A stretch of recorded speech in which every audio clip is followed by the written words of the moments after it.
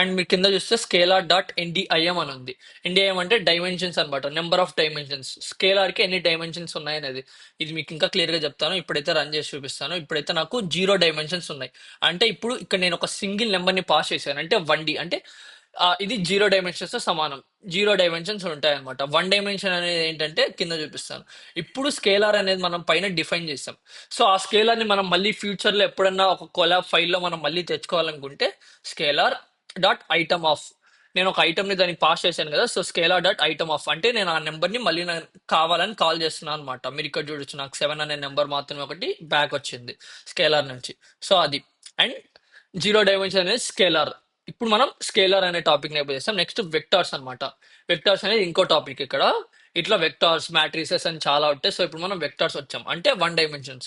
So ఇప్పుడు నేను vector is equals to toss dot sensor of అని ఇచ్చేసి ఇప్పుడు నేను రెండు నెంబర్స్ ని మెన్షన్ చేస్తున్నాను. అంటే ఇక్కడ మీరు చూస్తే 5,7 అని మెన్షన్ చేశాను. So open bracket close bracket 5,7 అనేది నేను మెన్షన్ చేశాను.